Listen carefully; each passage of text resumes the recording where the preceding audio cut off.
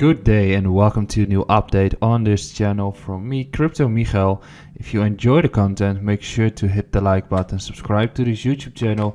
Also, if you want to know more about what we are doing at 8 Global, make sure to check out the free trade letter in the description beneath. We are making a trade letter 3 times per week, which you can read for free. And all the information regarding macroeconomics and also altcoin setups and trading solutions are being brought to you during the newsletter. Now, when we are looking at what the markets have been doing, we can definitely tell that we are getting into a week of, party time if you are into macroeconomics and if you are into volatility, because that's for sure going to come. And on Friday, we had the first number coming in, which was a PPI.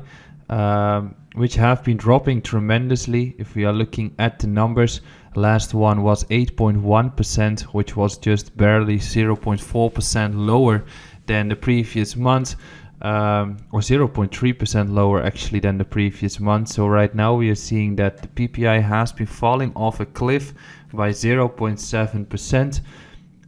So that's the real number, or the first real number coming in and saying that inflation is falling heavily, and that's a good sign.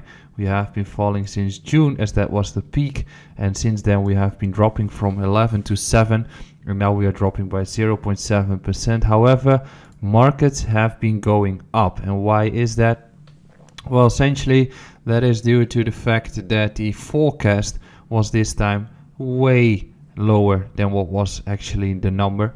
The forecast was 1.1% lower than the previous forecast, and that is quite hard to reach. So in that way, right now we see a short-minded view or short-minded reaction on the markets, in which it comes in higher than forecasted, so the price has to come down. But in reality, we have been seeing a number that is better than previous month. It's dropping 0.7%. One of the largest drops since a few months here. So the inflation is going towards the right way, and therefore we actually should be going up, because this is the right way if you want to see that the FOMC is going to pivot. So what are we looking at when it comes to next week? Monday is relatively calm. We get GDP from Great Britain coming in, but we also have the big days on Tuesday until Friday. So Tuesday we got the CPI coming in. And now what's the difference with the PPI is that CPI has been dropping by 0.5% the previous month as well. If you recall correctly, PPI has been dropping by 0.5% in the past month too. And I've made a Twitter thread on this earlier, in which I was explaining what's going to happen. So what we see here yesterday, that was on Saturday that we posted this. The PPI came in higher than anticipated. Core PPI forecast was 7.2, actual was 6.7, a drop of 0.5% in 1 month. Core PPI November forecast was 5.19%, actual 6.2, which is another drop of 0.5% on the core PPI in 1 month. When we look at the PPI itself, we get to the same conclusion. 2 consecutive drops in a row, 0.5% and now 0.6% in a month.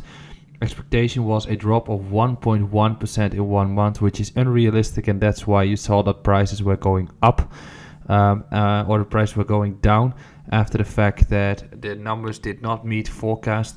However, the actual drop is really positive for the markets. So CPI dropped in October by 0.5% as well to 7.7, just like core and the regular PPI have been dropping. The forecast was 8.0, actually 8.1. The expectations are 0.4% lower from this 7.7 number, as right now we are expecting 7.3 to come in. While expectations for core CPI are 0.2% lower at this point. So if we look at CPI year on year, the forecast is 0.4% lower, and with core it's actually 0.2% lower, as we can see correctly here. It has been dropping by 0.3% past month, and now the forecast is just barely 0.2% low, while we already know that PPI has been falling by 0.7%, the largest drop in the past 5 to 6 months. Recently, inflation starts to fall. So what has been happening with PPI PPI was a bit of an overreaction simply due to the fact that the expectations were skewed towards an extremely low number, hence the reaction on the markets. Primarily focused on what last year's price on commodities have been doing and current outlook, inflation is probably going to be dropping another 0.5% or maybe more.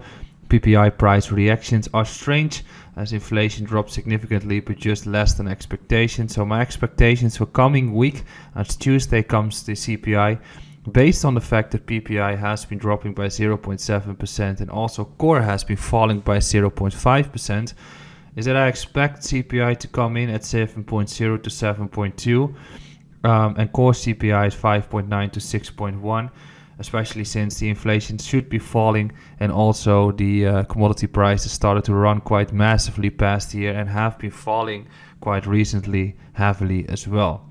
So I think that this is what we're going to see, and then probably the FOMC to rate high or to hike by 50 bips, because after Tuesday we got another big day on Wednesday with the FOMC.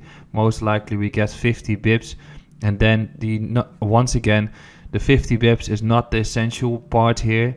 The actual speech of Powell is going to be important. If inflation is going to drop significantly by 0.6% or 0.7% for the second month in a row, then we're getting into a territory where he is going to look at a potential pause, because he has been showing the biggest rate hike period and the fastest rate hike period in 2022. So that's what we're looking at, and I think that if CPI comes in lower, which we hope, it's going to be party time on the markets, and I think that the S&P and the markets are going to break through resistance. If it comes in hotter than expected, then probably we're getting a reaction where the markets are going to turn south.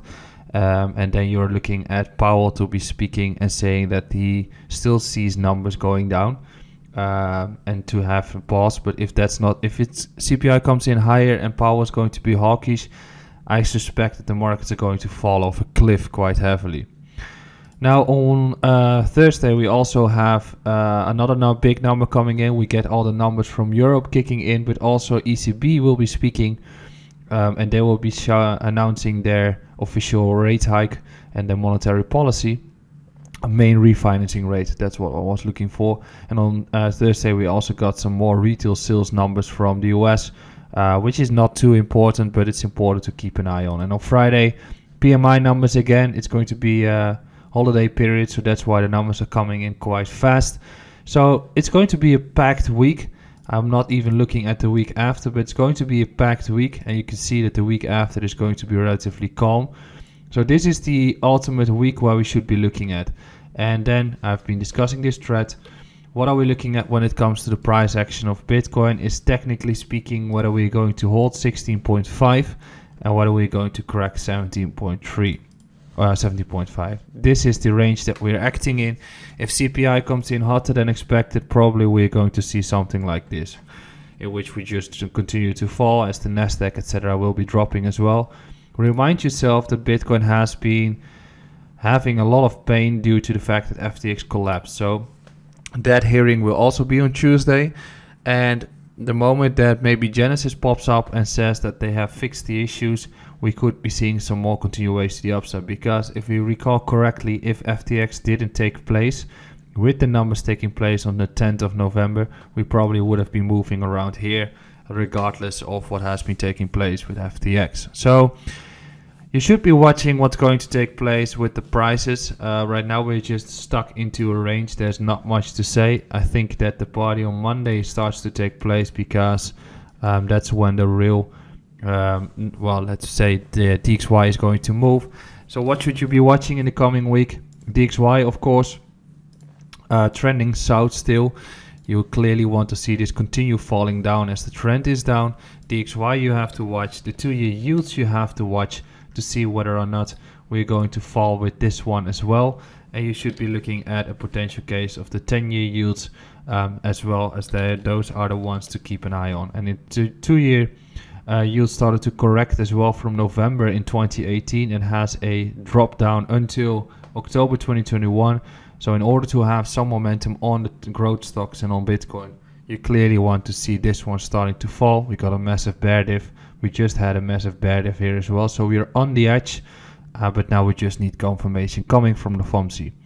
Also, make sure to check out my live stream on Wednesday. I'll be going live through the FOMC event. It's going to be a big day, so make sure to be there. I'll be analyzing everything that's happening. And also make sure to subscribe to this YouTube channel, check out our free trade letter, and I'll see you again tomorrow.